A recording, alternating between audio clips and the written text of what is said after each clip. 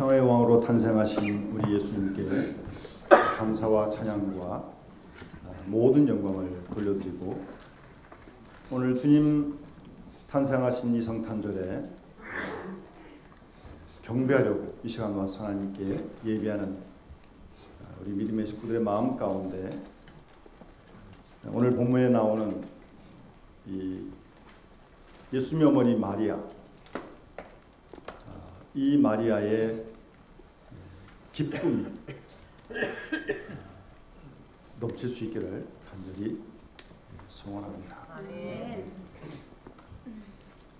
1년 365일이 있는데, 물론 모든 날이 다 귀한 날이지만 특별히 예수님이 나신 이 성탄절,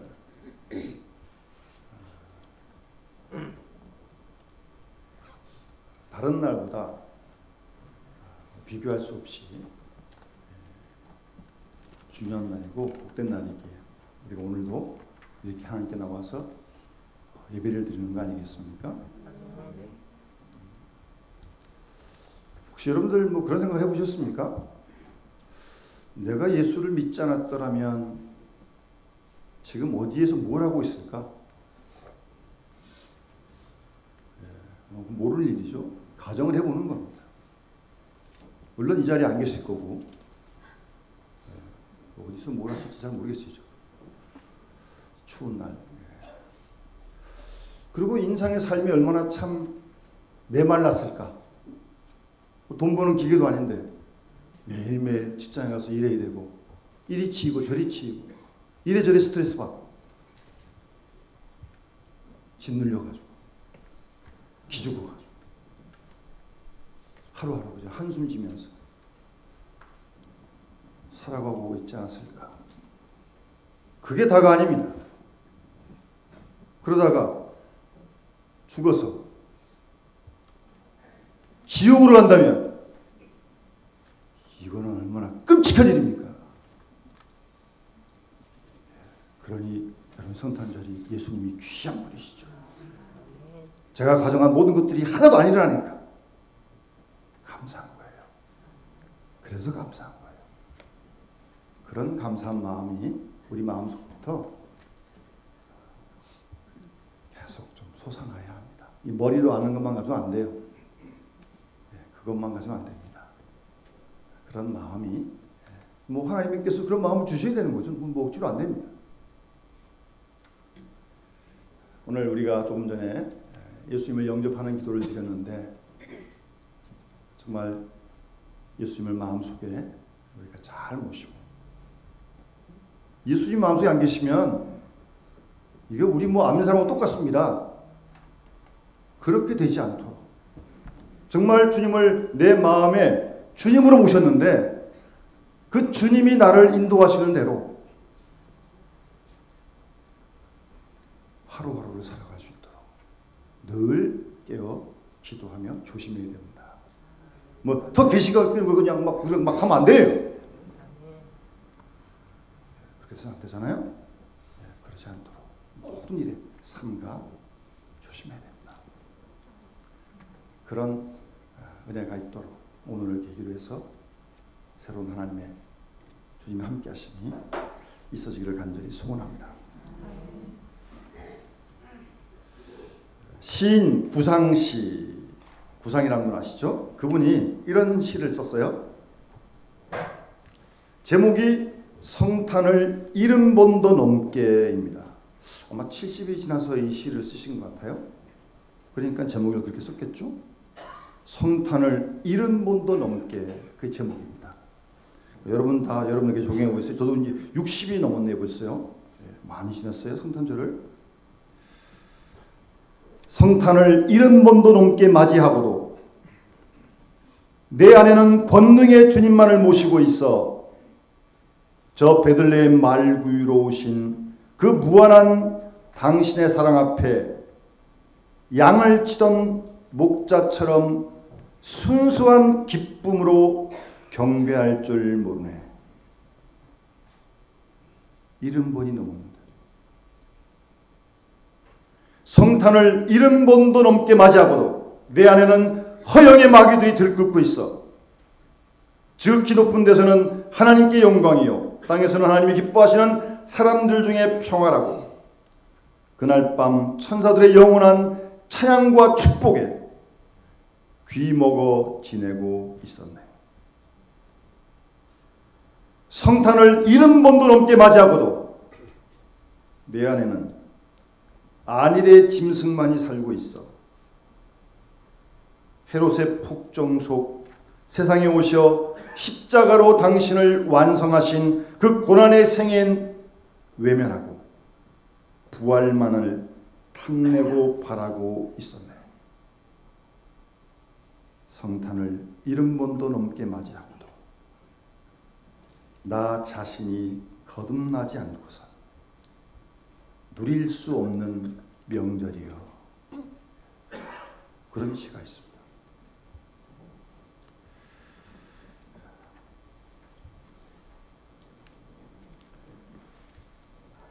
어수선하고 불안한 세대를 살아가고 있는 우리들에게 또다시 기쁜 성탄이 돌아왔습니다. 그리스도께서 이 땅에 오심은 가장 큰 기쁜 일이며 온 우주가 축하해야 할 사건입니다. 그런데 사람마다 이날을 축하하는 의미는 다 다릅니다.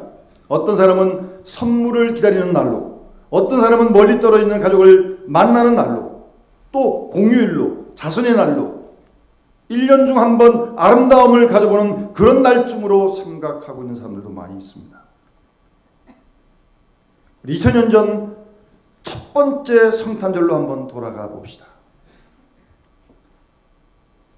그 당시 성탄은 오늘날과 같이 잡다한 의미를 가진 성탄이 아니었습니다.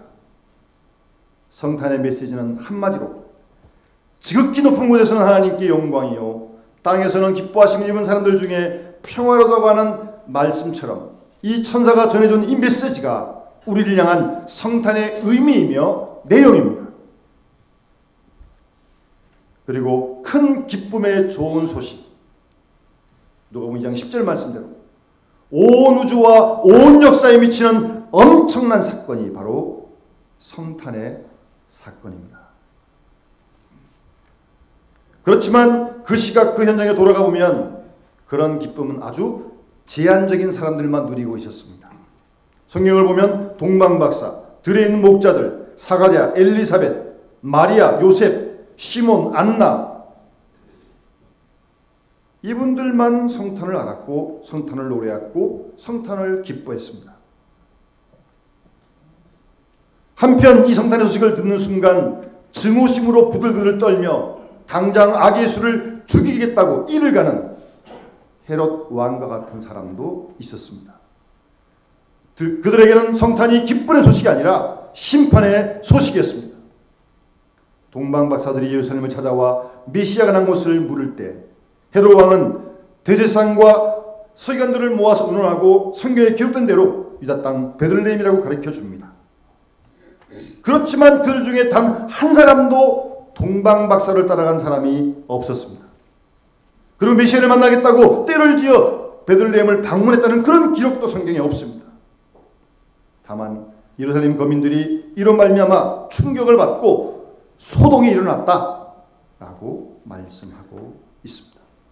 소란만 일으켰을 뿐 경배하는 사람 없었다고 성경은 증거하고 있습니다. 오히려 가서 잘 알아보고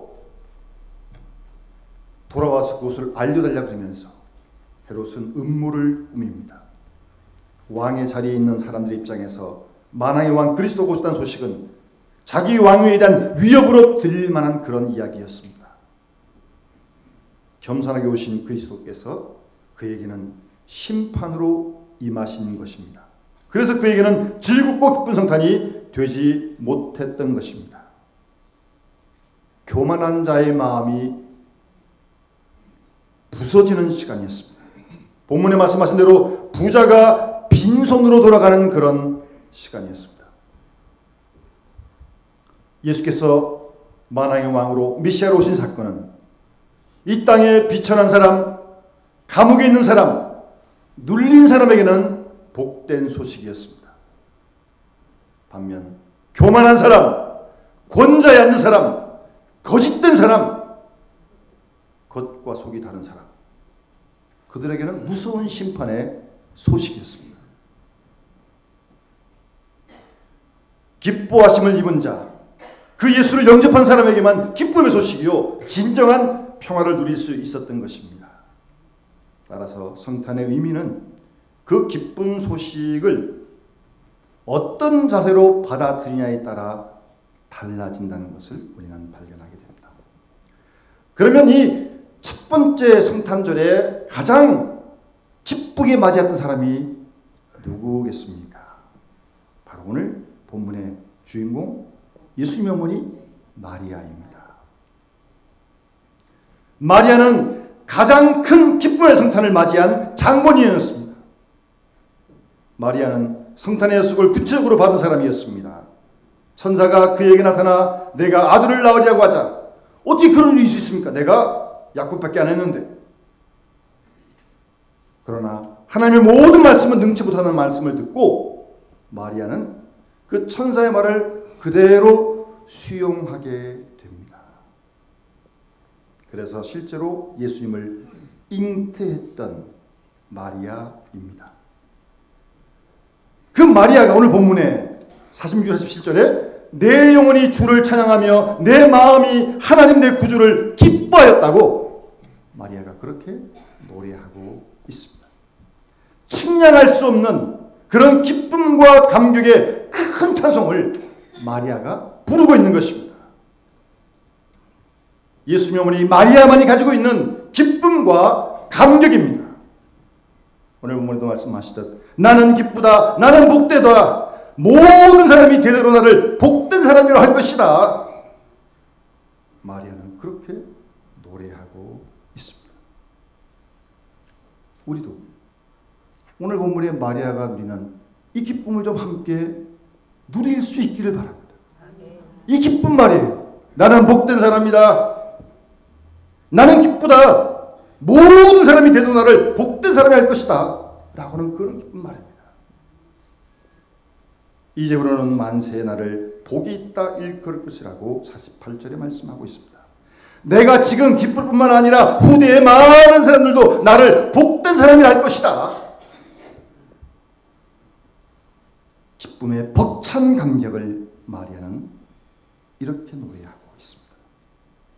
이 기쁨은 지금의 기쁨이요 또 미래 지향적인 기쁨입니다. 사실 지금 현재의 마리아의 모습은 누구도 알아주지 않는 갈릴리의 초라한 여인에 불과했습니다. 본인이 우리 전에 개역성에 보면 계집종이다 그랬어요. 지금은 여종이라고 번역을 했는데 하여튼 스스로 비천한 계집종이라고 마리아는 고백하고 있습니다. 하잘것없는 보잘것없는 나약한 여인이지만 이 마리아의 마음속에는 엄청난 기쁨이 있었던 것입니다. 하나님의 아들 메시아를 잉태했기 때문입니다. 마리아가 이 아기 예수를 잉태하고 오늘 주님을 찬양하고 있는 것입니다. 나는 기쁘다. 나는 복되다. 대대로 나를 복되게 살아갈 것이다. 바로 이런 기쁨이 우리 그리스도인의 기쁨인 줄 믿습니다. 그런 기쁨을 회복할 수 있길 바랍니다. 마리아만 누리라는 법이 있어요? 우리도 예수 믿는데. 그리스도로 말미암아 그리스도를 영접한 그 기쁨으로 구체적인 감격으로 살아가는 사람들이 그리스도인입니다. 그런데 한 가지 꼭 기억할 것은요. 이런 기쁨을 누리기까지 마리아는 엄청난 희생을 치르는 걸 알아야 합니다. 아신 대로 마리아는 지금 요셉과 약혼했어요. 예? 약혼했어요. 아직 결혼 전이에요. 그런데 약혼한 여인이 애를 가졌다. 이건 돌 맞아 죽어도 할 말 없는 거예요. 그런 부정한 여인이 어디 있어요?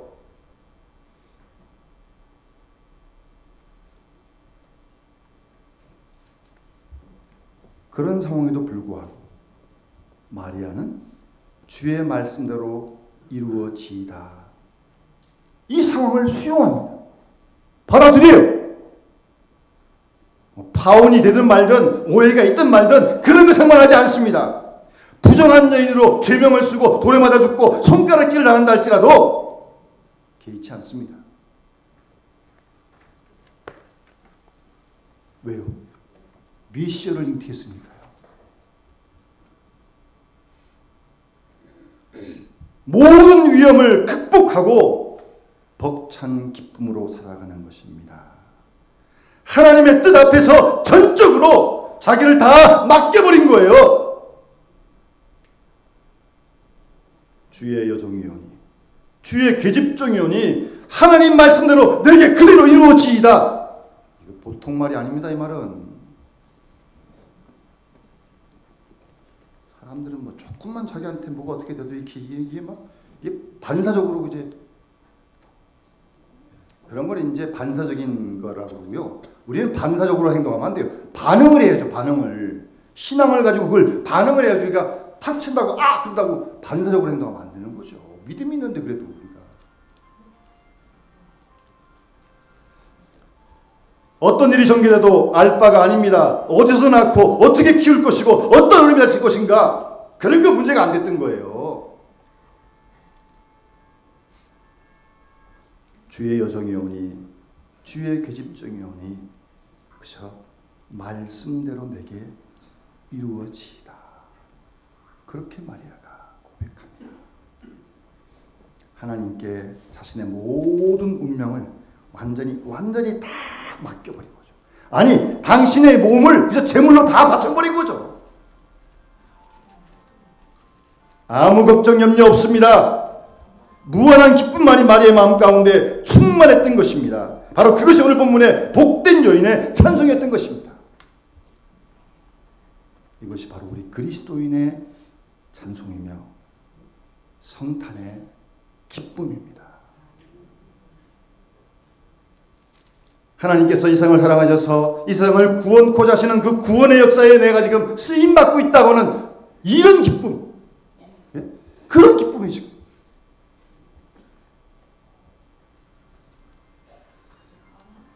주여 뜻대로 하옵소서라고 모든 걸 다 맡기면서 주님 말씀에 네 하고 찬송하면서